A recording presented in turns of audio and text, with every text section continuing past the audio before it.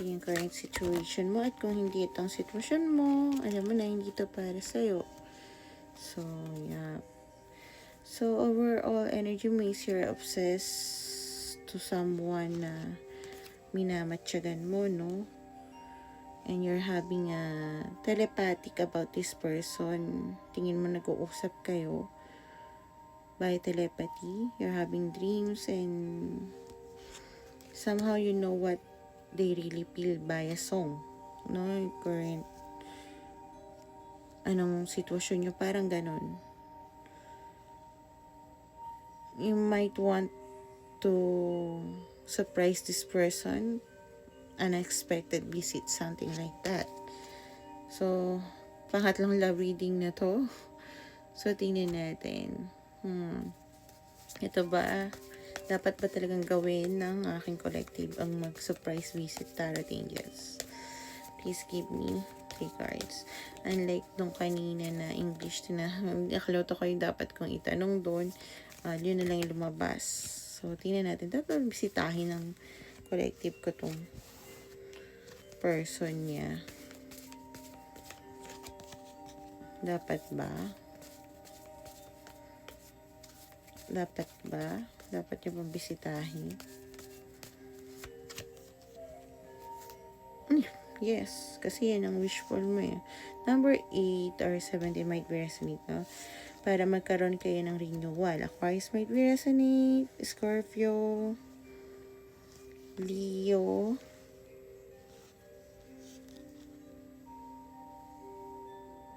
Okay. And Earth sign.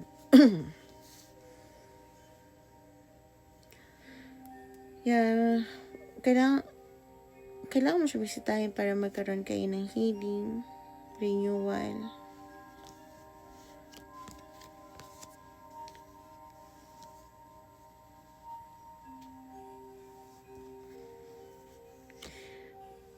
Seven of Cups, for me, ito yung choices.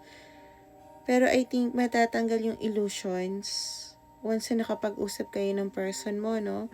Kung ano man yung illusion na meaning sa inyo. At magkakaroon kayo ng right decision and choices kung anong gusto nyo mangyari. Okay? Kasi, yeah, kailangan mo mag-stand with your ground. Kung may conflict kayo pareho, kisa tingin mo magkalaban kayo kahit hindi naman talaga. Kasi hindi kayo, yung illusions nandoon.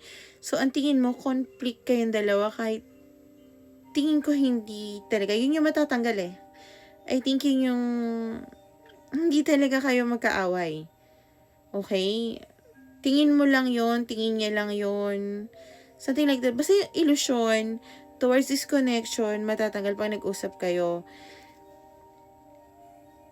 And kailangan, kung papakinggan mo siya, mapakinggan ka rin niya. At kung papakinggan ka niya, at mapakinggan mo rin siya. Okay? Kasi kung hindi ka magsasalita, kung pupunta ka doon, at kung hindi rin siya magsasalita, at kung ikaw lang maririnig niya, o siya lang maririnig mo, ang tingin ko, kailangan mag-stand ng ground. Kung siya yung magsasalita, that sabihin mo, hear me out then. Sige, sabihin mo sa akin yung ganito, bakit ganyan, ganito. Willing ako makinig, pero please, makinig ka rin sa akin. Okay? Or kung gusto mo sabihin, tanong yung sino yung dapat mauna, something like that. Kasi tingin ko yun yung conflict, no? Hindi nyo alam na hindi pala talaga kayo magkalaban. Parang, I'm not sure bakit tingin nyo magkalaban kayong dalawa. At pag hindi na pag-uusapan, maniwala kayo, talagang ang gulo. So, yun eh. Siya naman yung wish mo at if ever, no, na pumunta ka, bibisitahin mo siya, kung anong ibibigay mo sa kanya, yun din ang ibibigay niya sa'yo. Iwasan mo lang yung mag-love bombing. Kung gawain mo tong magbigay na magbigay para tingin mo mapalapit sa iyo tong taong to, dahil ang tingin ko yung taong to is Hindi siya ganon. Hindi siya materialistic at hindi rin siya magko-codependency sa'yo. Hindi niya gagawin na pag binigyan mo gagawin kanyang sentro ng mundo niya. Pero, kung anong ibibigay mo sa kanya, yun din ang ibibigay niya sa'yo. At tingin ko ganun ka rin, no? Kailangan matanggal yung ego nyo, okay? Hindi pwede na overgiving isa para mag-stay at hindi rin pwede mag-overgiving isa para mataas ang tingin sa kanya. Kailangan pantay kayo, okay? Ngayon ko lang nakita ang 6 Pentacles ay ganito ang meaning.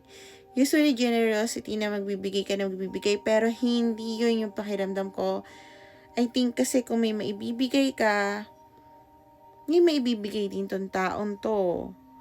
Pero hindi siya yung tipo na sasambahin ka. Pero, kung re-respetuhin mo siya, andun din yung respeto. Okay? Ibahin mo siya sa mga tao na nilabam mo o yung binigyan ng binigyan mo. Okay? Hindi mo to makokontrol kahit na bigyan mo siya. Ibabalik niya lang yung bigay mo, hindi para walang utang na loob, para makita mo na, alam mo yon, kung ano yung tingin mo, trato mo, nararamdaman mo sa akin, hanggang maging safe kayo, tingin ko, kasi andun pa rin yung guard eh. Kasi syempre nagka-conflict kayo. Hanggang maging safe place kayo. Pero kung wala kang gagawin, I think wala rin mangyayari. Okay? So, tingnan naman natin yung tayo ng guides mo. Very, Libra might be resting. Very, very, parang sunod-sunod yung, about dito. Pero, yeah. Kung anong gusto ng guides ko, ibigay natin. Dahil andito ko para doon. So, yeah, eto, sabi ng guides mo ay faith. Gagawa ka ng desisyon, sumasakit ulo ko, o silang gagawa ng desisyon para magkaroon ng balance sa pagitan yung dalawa. Dahil supposed to be, eto, ay nakasulat. Bigay ito sa'yo ng guides mo, gift nila to sa'yo. Number 10, 1, 8, 26 might be resonate. Para magkaroon kayo ng harmony and peace. Might be this person, color pink and blue, white might be resonate. Bihira ako tumingin nun. This is your counterpart. This both of you will bring peace pag ginawa mong pumunta sa kanya. Bihira ko. Might be, there's a dove. This is your counterpart. This is your higher soulmate contract. Okay? So, yeah, may contract na kayo ever since bago pa kayo pumunta dito. Kaya nakalagay itong fate. So, the more na wala kang ginagawang desisyon, the more na, alam mo yon yung pagkasinisibak ka, the more na mas lalalim ng lalalim. Instead na sabihin natin sanga lang para matubo agad. Pero dahil sa tagal ng desisyon, pababa ng pababa. So, mas malayo yung grow mo. Okay? But it doesn't mean that you will not grow, but it's fated. So, wala ka rin magagawa. Wala rin siya magagawa. But I think your person is going with the flow. This person doesn't fixated on things. Unlike you. So, I don't want to trigger you. I just stating the fact na yun yung nararamdaman ko sa energy mo. But still, this is a gift from your guides para magkaroon ka ng peace. Okay?